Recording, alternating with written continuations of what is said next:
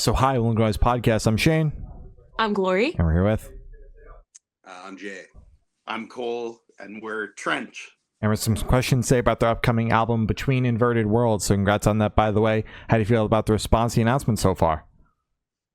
Yeah, it's been awesome so far. People seem to be pretty excited about it for the people that have listened to it. So, Hell yeah, the album fucking rips. Oh yeah, it's fucking incredible. Thank you. Thank you. Oh, yeah. Thank you. Of course. Yeah. And a stacked ass feature list, by the way, too.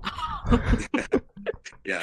Hell yeah. Yeah, we tried to do it like hip hop style and get a bunch of features on the record. So glad you enjoy the stacked feature list. Hell yeah. Well, since it came up, let's just get right into it. Like, curious how each of those kind of came about. I believe there's 3 on the album, correct?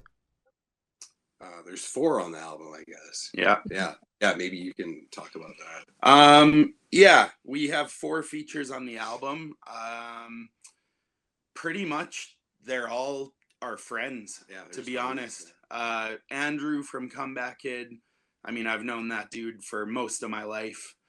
And we had kind of a hardcore leaning song that we wanted a legendary vocalist on, from a hardcore band. So yeah, asked Andrew. I mean, he had it to me in like a couple days. He was stoked. So that's how that kind of came about. Kyle from Wake, they're like a sort of death metal band from Calgary, where we're from.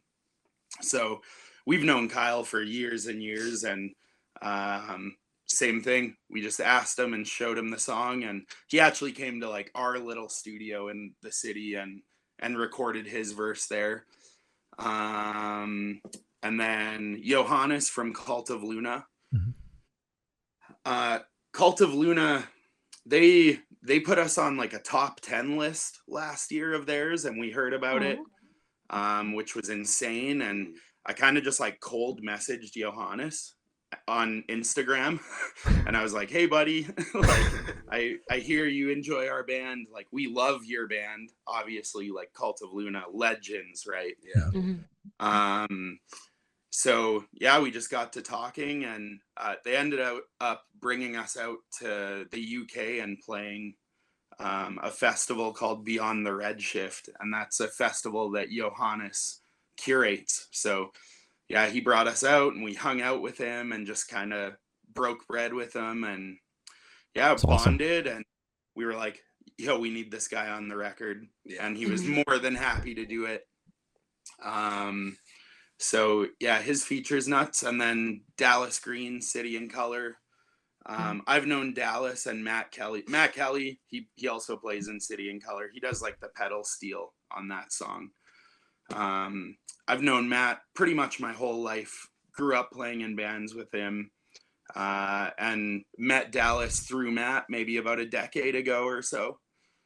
So that was another just like cold ask, like, "Hey man, are you down to do this feature for us?" And yeah, he made it happen, which was unbelievable.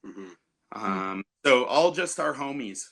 It was everyone on the record is people we know personally and have kind of bonded with or have a relationship with. So that's really special to us to have like our pals on the tracks, Totally. Yeah. Hell yeah. Those are the best kind of features, when it's just homies hopping on other homies' songs. No business bullshit, Exactly. Yeah, fuck that. There was literally no business bullshit. It was just like sending a text, them being like, "Hell yeah," and just them doing it, So we're very thankful to all of those people to be on the record. I think it really rounds out like our album. It allows us to do different things and create different music with maybe artists you wouldn't expect to hear on a Trench song. So Totally. Absolutely. Hell yeah. And for those features, did they bring their own part to perform, or did you guys kind of write them in? I guess all the parts were written for them, at least in some way or another. Some of them changed the cadence or maybe added a couple to them, but they were kind of pre-recorded and written by us. Gotcha. Yeah. Fuck yeah. So is there any meaning behind the album title or cover arts? Title, yeah, both, I guess, for sure. The title in Between Inverted Worlds is essentially just a kind of like a sci-fi out metaphor for being between, self-doubt and self-fulfillment. Something like a lot of artists struggle with, including myself. So always doubting your own creative path, and then sometimes being your creative path, and just always being between, like second guessing it, and so that's kind of what it means. Oh yeah. Gotcha. All right. And Album art, Stace, Water Street Phantom Yeah. did our album art. It's a still from the anime video that goes with those 3 songs. Yeah. What about the still? Yeah, the still is essentially another kind of like sci-fi orientated kind of thing. It's essentially like a big field around an atmosphere, so it's kind of like a protection thing around the world. So yeah, it doesn't necessarily lean too much towards the album art, but it does. It means a lot to us personally. So. We got real nerd sci-fi. Yeah, I love that. Yeah. hell yeah. Yeah. So can you guys tell us a little bit about your writing process for the album? Man, it's usually one of us comes up with like a riff or sort of a rough outline of a song. Either me or Tony and Tommy, the guitar player and the drummer. And we'll usually just like pass it back and forth. And I mean, we live pretty close together, so we'll get in a room once we have some ideas and start hashing them out. And then pretty much give the song to Jay and he'll write his lyrics to it and stuff once the song's kind of more written. But yeah, it's very just organic writing process, kind of different for every song. Sometimes it's written by one person, sometimes it's written by all of us. We all put our like flair into it though. Totally. But yeah, very just organic, chill process. Gotcha. Hell yeah. Yeah. All right. So, what song off the album took longest to write, and which one is each of your own personal favorite? I'd say probably Dust to Bone took the longest to write. Yeah, probably Dust to Bone, the City in Color song. Mm-hmm.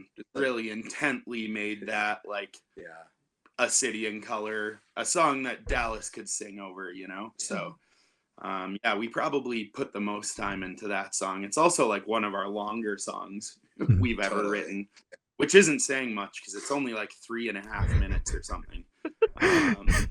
So I would say that's probably one of my favorite songs on the record. I don't know.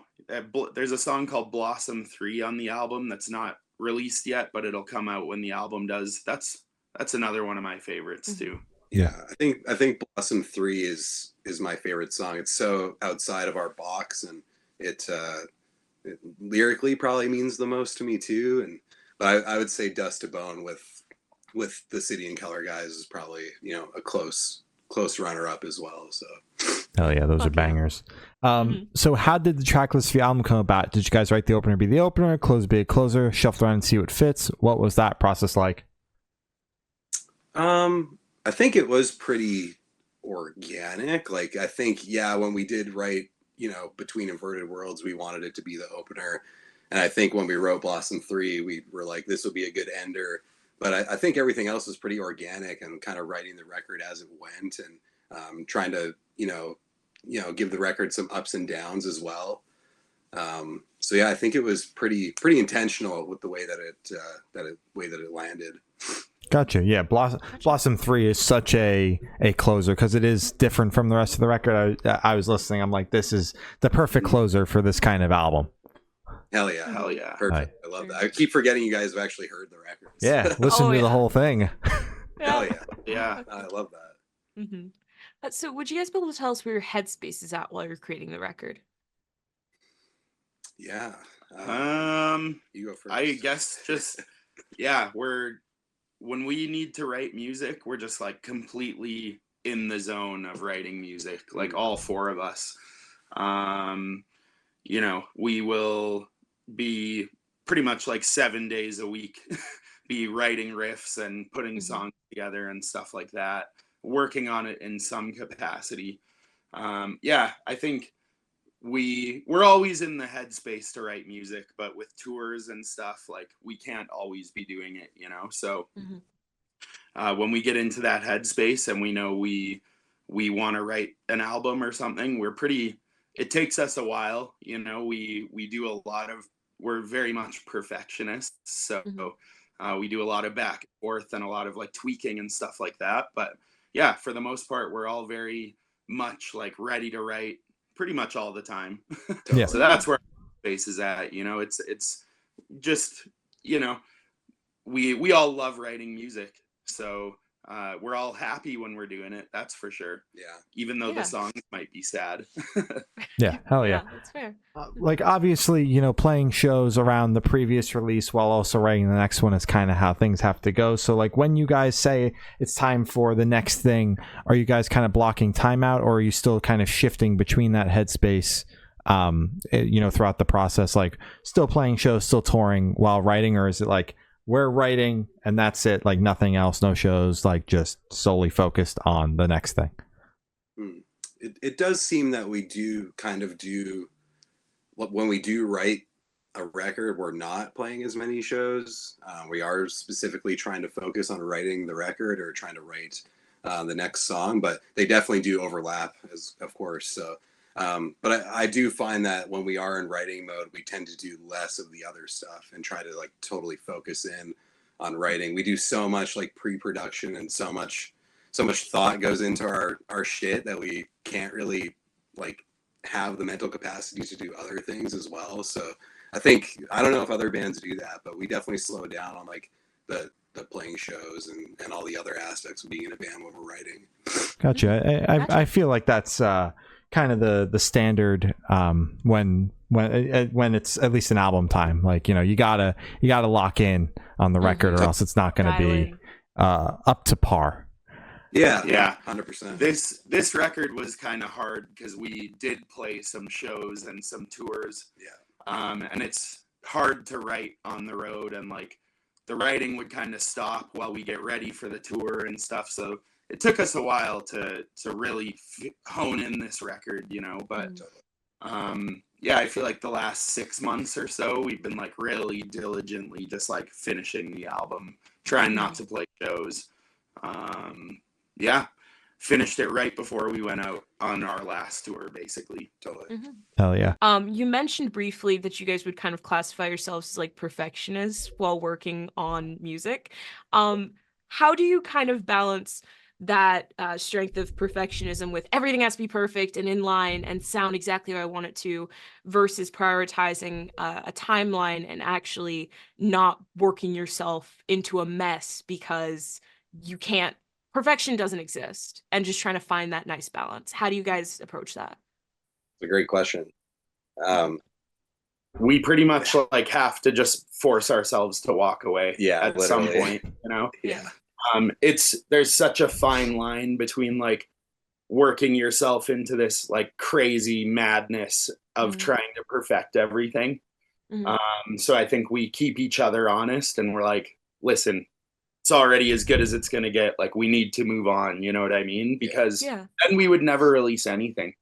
So we literally get it as good as we think we can. And then we all pretty much agree to just like send it to our label and walk away. It helps having a label that like does give us timelines and stuff, because then we know we have, you know, X amount of time to work on this record.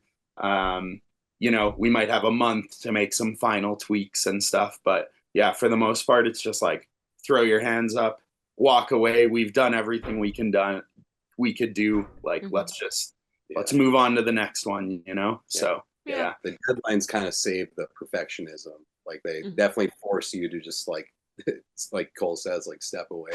You can't be a perfectionist for forever. So yeah, that's a good question. Absolutely. And I'm curious, like the kind of timeline on the record, like when did you guys start it and when was it finished, completed in hands to the label? Like a couple years, like I don't know. Yeah, it probably took like honestly almost 2 years from start to finish, like actually create it and then kind of figure it out. I don't know if that was like up to recording, or what do you think? I'm not really sure. I think Yeah, I think a lot of it was probably like Jay said, about 2 years. A lot of it was like we had big ideas about like having features on and The anime video took forever. anime video and like just the artwork. So we had really big ideas. We didn't want to like phone it in. We wanted to actually, follow through with some of our ideas. So I think the features, you're waiting on people to give you features. Minus Andrew was like, a couple days, but most people we were just like, hey, like take your time, take the time you need. So those take a while. Art takes a long time. So while all of that is happening in the background, we're kind of like finishing the tweaks to the record and stuff. But yeah, I'd say, we had to go to the UK like midway through writing. So we did a tour with Madball midway through writing. Like we did these little tours kind of scattered here and there. And before you know it, you're like having to get ready for the tour. So you're putting writing on the back burner a little bit. So I think it's all those things that made it so long. But yeah, we took all the time. We really took advantage of the time we had. We delivered our record like, maybe a month and a half ago or so. Like we've been working on it right up until the very last minute. So yeah, felt really good to hand our record in and then just like leave on tour right away and be like, whoa, we don't have to write right now. And we don't have to work on artwork or anything like that. So you guys handed in the record like June and it's August. It comes out in a week and a half. So you didn't sit on the finished product for very long. No, but we had been sitting on versions of the finished product for like a year, right? So but yeah, that's us being overly, analytical about it. And again, just wanting to do the right thing. I think if we are going to work on this full length, let's not cut any corners and let's make it count. And let's do the things that we wanted to do with it, the things that we thought were kind of long shots, like maybe having Dallas Green on the record, but it's worth waiting for that verse, right? So but yeah, so it was a long turnaround and now it's going to be released and finally. I mean, it's crazy even talking about it. Hell yeah. So how do you guys recommend your fans to listen to this album for the first time? Should you do it in the car with friends, in the dark with headphones on? Is it a workout album, party album? What do you guys personally recommend? Definitely would prefer people to listen to it how it was intended, front to back. Preferably in some nice headphones would be good. Sonically, it's definitely like the craziest thing we've ever created sonically. I don't know, like if you smoke some weed, maybe smoke a big joint and go for a walk or something. Like I'm not really sure. You could work out to it as well. Like wherever you're happiest listening to music. Yeah, totally. Whatever makes you the happiest, listen to it there. There you go. Maybe you'll remember it if you listen to it while you're like working out in your happy place or smoking a joint going for a walk, I fucking love that. Hell yeah.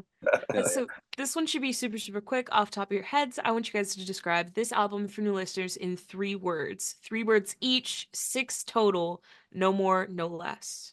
Fuck, that's hard. I would say the first word that comes to my mind is chaotic. I would go chaotic, heavy, and beautiful, probably. Nice. Hell yeah. Oh, that is super tough. I would say unique. Good one. I think the album's quite unique. I would also say heavy. And I agree with Jay's beautiful, but to use a different word, I will say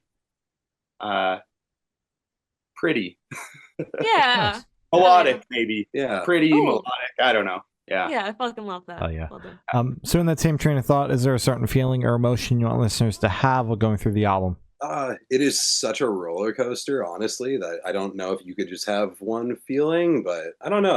I'm not really sure. Like trying to like kind of convey like a little bit of a sense of purpose maybe through this record. So maybe that if you're having, struggling to find some purpose, maybe this album can let you know that you're not alone. And yeah, I think that would be the only thing that I'm trying to like get across, at least lyrically, in this record. So Oh yeah. Look with that. Hell yeah.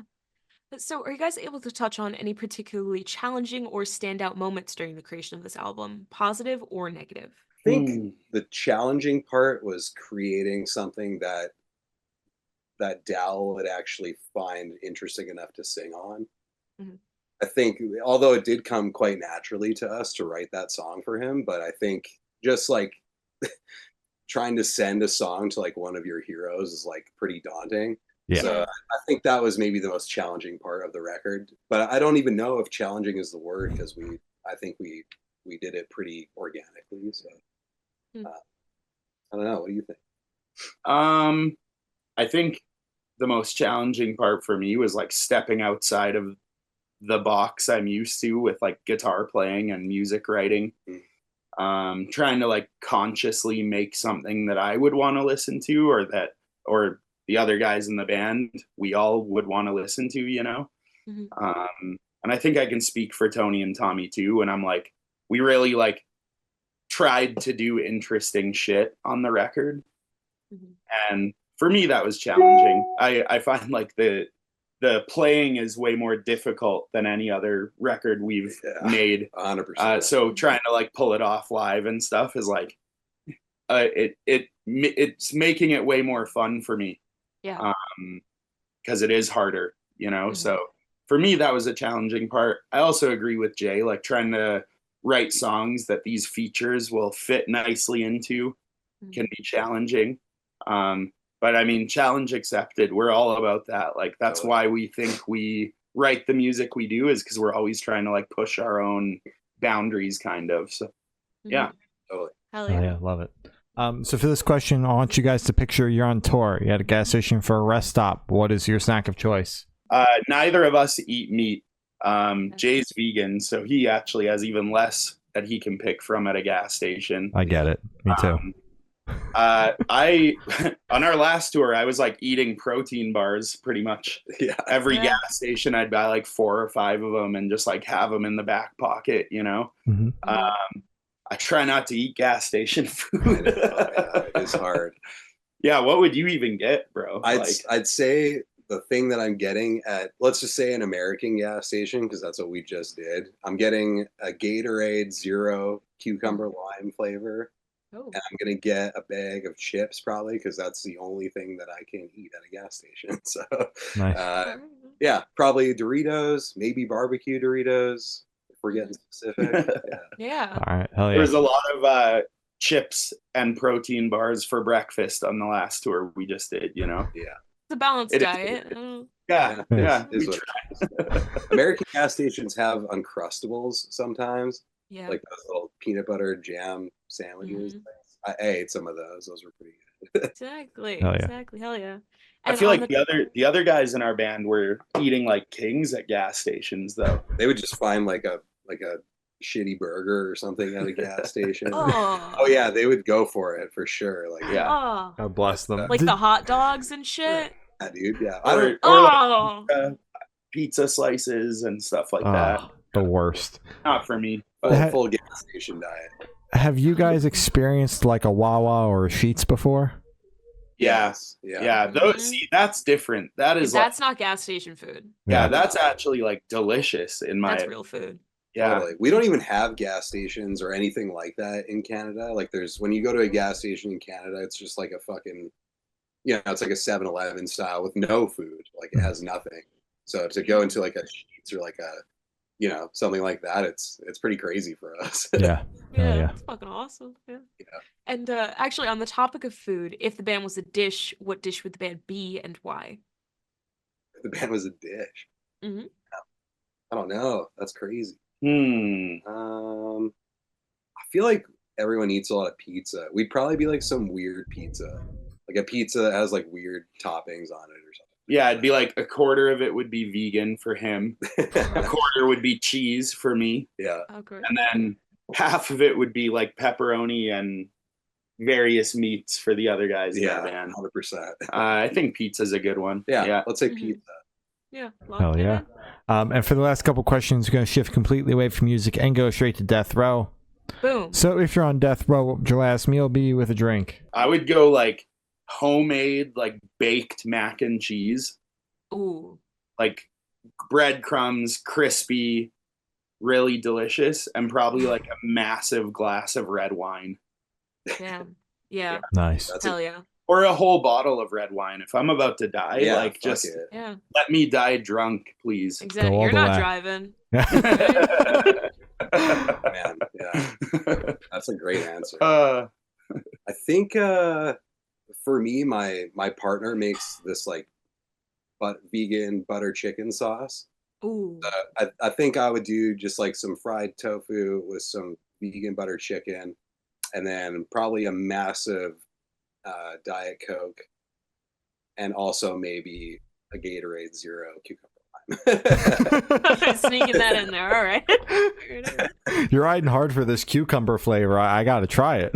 Right. Dude, we I was don't thinking have the them in same. Canada. I'm fucking obsessed with them. wait, It's where so are good. you guys from the US? Yeah. Yeah. Okay. I mean, next time you're at a gas station or 7-Eleven or something, try Yeah. it out. They're super bomb. Yeah, they're good. Really. I might I have to always make. go for like red or blue. Yeah, I might have to take a trip down to the convenience store down the road and try one tonight. You gotta go in open-minded. It's not a red or blue situation. It's like a little savory, but it's good. It's like a mojito. Yeah, totally. Oh, okay. Okay. Yeah. Mm. Hell yeah. Interesting. All right. And if you could live in one fictional world for a week, where would you live? It's a real place, but built on fiction. Disneyland, baby. There Yeah. you go, man. Mm-hmm. I would live there for longer than a week, Yeah. maybe the rest of my life. I love that place. Mm, That's that's a fair. really Yeah. Fuck yeah. fuck. I don't know where I would live if it wasn't for here. Maybe something like anime related. I'm trying to think of like a happy anime that you would want to Oh. actually live in that world. Maybe like a Yeah. Dragon Ball Z land or something, like wherever they live in. That could Yeah. What about like Cerulean City or whatever? Pokemon. yeah, Pokemon's really Pokemon would be dope. that would be cool to have a Pokemon for sure. Mhm. Mhm. Hell yeah. So- All right. Hell yeah. And I've asked the last question. Every single person that we've spoken to have said that it is the most important question. What's your favorite color? Green. Yeah. All right. I honestly green. expected the dudes in a metal band both wearing all black to say black, but green Yeah. green was a nice shake up there.